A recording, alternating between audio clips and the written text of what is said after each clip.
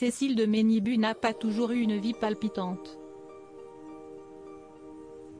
Ce samedi 22 avril, celle qui reprend bientôt du service dans la méthode Coé sur C8, s'est confiée à Gala.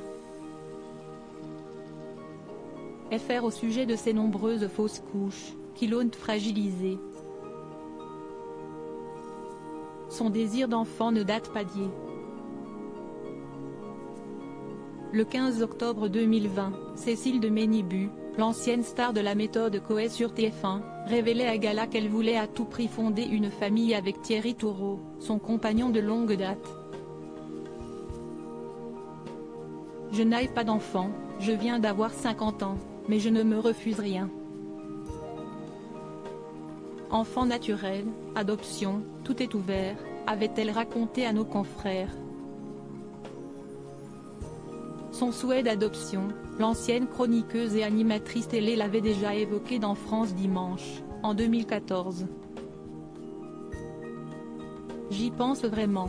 Je me dis d'ailleurs que ce serait en plus l'occasion de sortir un enfant d'un milieu difficile et de lui offrir une vraie famille. Avec Thierry, mon compagnon, nous en parlons de plus en plus. Il est un peu moins à l'aise que moi avec le sujet, mais je sens qu'il commence à s'ouvrir un peu. Donc oui, l'adoption est aujourd'hui une vraie possibilité pour nous, avait-elle avoué. Depuis ces quelques confidences, Cécile de Ménibu n'avait plus jamais parlé de son projet d'avoir des enfants. Et pour cause, ce samedi 22 avril, la journaliste télé a appris une bien triste nouvelle à nos confrères de Gala.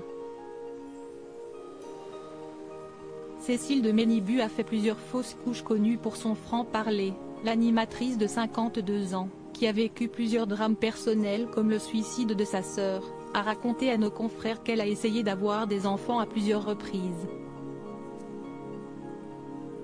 Malheureusement, Cécile de Ménibu n'a pas réussi à donner la vie. Comme beaucoup de femmes, et si est bien de le dire, j'ai perdu des enfants, j'ai fait des fausses couches, a-t-elle révélé à Gala. FR. Dans cette douloureuse épreuve, la jeune femme confie au magazine qu'elle se réfugie dans la foi. Je suis assez croyante, je ne parle pas de religion, mais je me dis que si je n'en ai pas, si est que je ne devais pas en avoir, a-t-elle raconté. Puis, l'ancienne acolyte de Sébastien Coé est revenue sur son envie d'adopter, en expliquant qu'elle avait mis ce projet en stand-by. Ce qui m'a freinée, si est de me dire, où va-t-on dans cette société? On ne peut plus dire, on ne peut pas faire ça. Tout est hystérisé, même dans le féminisme, il y a des communautés. On oppose les femmes aux hommes, a-t-elle déploré. Déjà que si est compliqué pour moi, alors que j'ai 50 ans, un peu de bouteille et que je fais partie des grands privilégiés, je me demande si je suis capable d'amener quelqu'un là-dedans, a-t-elle ajouté.